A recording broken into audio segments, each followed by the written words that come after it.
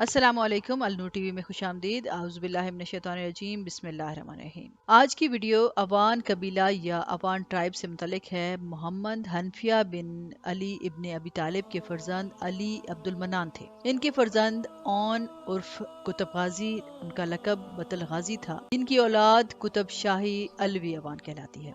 कुतुब शाही अलवी अवान नस्बी नाम भी है और खिताबी भी है। नस्बी यूं कि इस कबीले के जद अमजद का नाम ऑन कुतुब शाह गाजी है, और खिताबी इसलिए कि सुबुक्तगीन या सुल्तान महमूद गजनवी ने भी अवान का खिताब दिया। दूसरी सदी हिजरी की अरबी किताब नस्बे कुरैश के सफर नंबर 77 पर ऑन कुतुब शाह गाजी का नाम ऑन लिखते हुए इनकी औलाद को बनी ऑन तहरीर किया गया, जो अरब में बनी ऑन कहलाई और हिंद में अवान। मजीद आगे बढ़ने से पहले अगर आपने मेरा चैनल सब्सक्राइब नहीं किया तो अलनूर टीवी को सब्सक्राइब करें और साथ में लगे घंटी के बटन को जरूर दबाएं। तारीख कुतुब शाही अलवी अवान तालीफ मोहम्मद करीम खान अवान साकिन संगोला रावला कोट आज़ाद कश्मीर और मलिक मुश्ताक इलाही अवान साकिन मर्दवाल वादी सून सकेसर के मुश्तरका कोशिशों से शाया हुई है। तकाबली जायजा के बाद मुरतब शुदा शजरा नसब इस किताब में शामिल है। तारीख कुतुब शाही अलवी अवान इदारा तहकीकुल अवान पाकिस्तान की वेबसाइट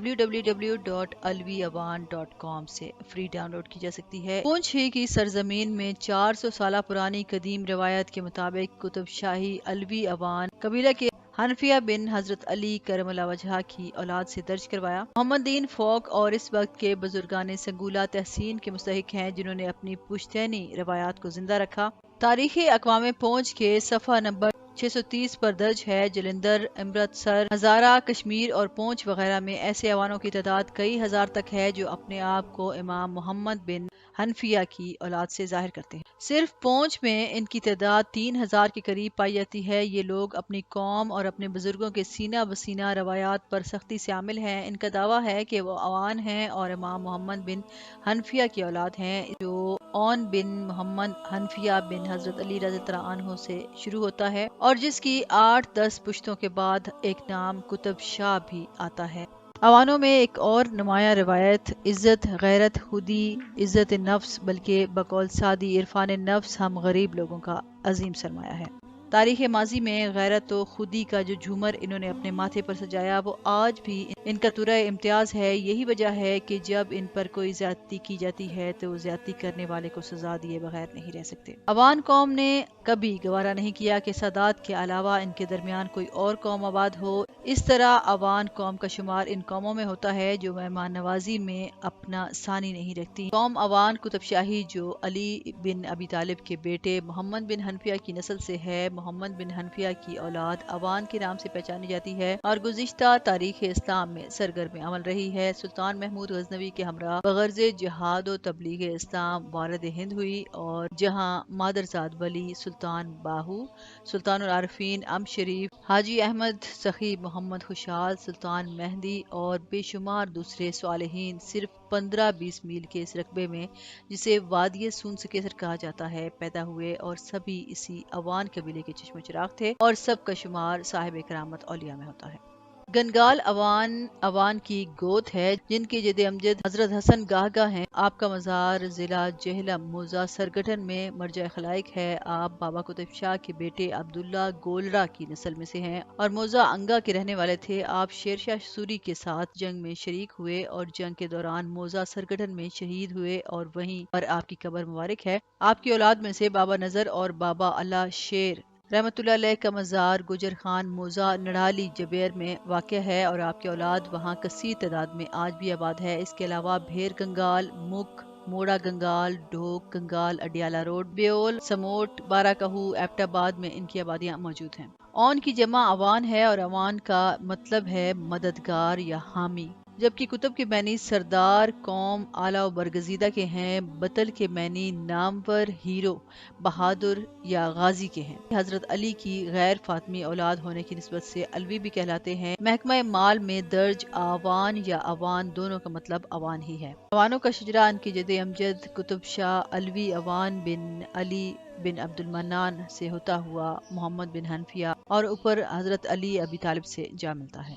اون قطب شاہ کی اولاد کتاب نسب قریش عربی میں بنی اون درج ہے۔ اون قطب شاہ غازی اپنے بیٹے یحییٰ بن زید شہید بن امام زین العابدین کے ہمراہ 126 ہجری میں خراسان و غزنی کی طرف ہجرت کر گئے تھے۔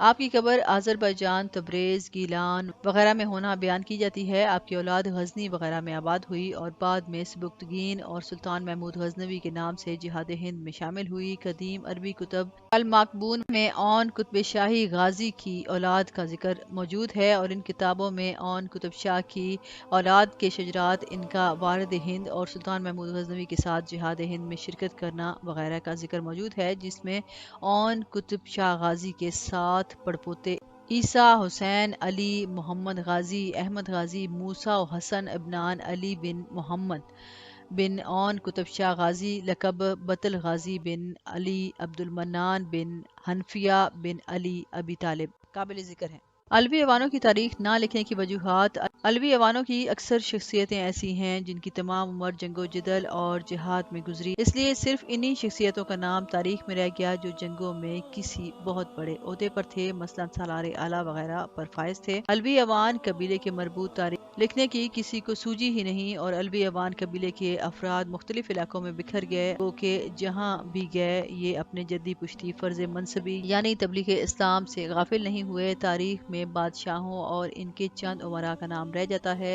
ان سے آگے پیچھے ان کی قوم کے متعلق کوئی نہیں جانتا کیونکہ تاریخ ان کے بارے میں خاموش رہتی ہے۔ شخصی اور عوامی تاریخ کے حوالے سے علویوں کی تاریخ کا موازنہ سادات بنو فاطمیہ کے تاریخ سے کیا جاتا ہے اور دونوں میں پہلی قدر مشترک یہ ہے کہ دونوں اپنے اپنے جد امجد کی نسبت سے پہچانے جاتے ہیں، یعنی سادات حضرت امام حسن اور حضرت امام حسین کی نسبت سے اور علوی حضرت علی کرم اللہ وجہہ کے بیٹے محمد بن الحنفیہ کی نسبت سے پہچانے جاتے ہیں۔ اس کے علاوہ دوسری قدر مشترک دونوں کی تاریخ کا علوی ہونا ہے۔ سادات بنو فاطمیہ اسلامی تاریخ میں پیدا ہونے والی عمومی ساداتی شخصیتوں کی نسبت سے اور علوی ایوان اسلامی تاریخ میں پیدا ہونے والی اپنی شخصیات سے پہچانے جاتے ہیں۔ فرق یہ ہے کہ جہاں سادات بنو فاطمیہ کے ماضی و حال کی شخصیتیں جہاد و شمشیر زنی کے مقابلے میں علمی اور تصوفی عظمتوں کے لیے متفخر ہیں، وہاں علوی ایوانوں کی ماضی و حال کی شخصیتیں علمی اور تصوفی عظمتوں کے مقابلے میں جہاد اور شمشیر زنی کی عظمتوں سے متفخر ہیں۔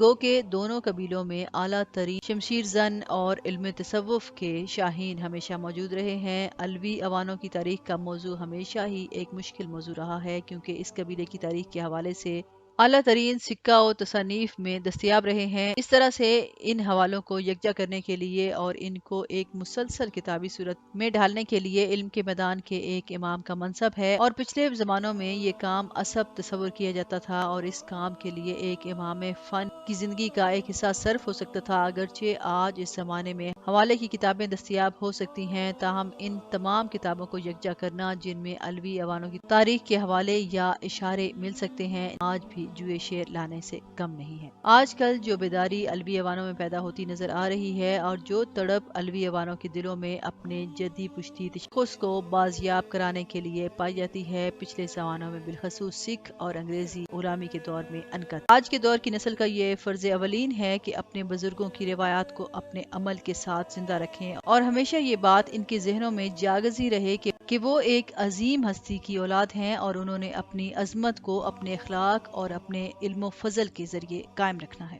اب تک کے لیے اتنا ہی۔ مزید اچھی ویڈیوز کے لیے دیکھتے رہیں النور ٹی وی۔ ویڈیو سے ریلیٹڈ اپنی رائے کا اظہار کمنٹ سیکشن میں ضرور کیجیے گا اور اس سے پہلے اگر آپ نے میرا چینل سبسکرائب نہیں کیا تو النور ٹی وی کو سبسکرائب کریں اور ساتھ میں لگے گھنٹی کے بٹن کو ضرور دبائیں۔ شکریہ۔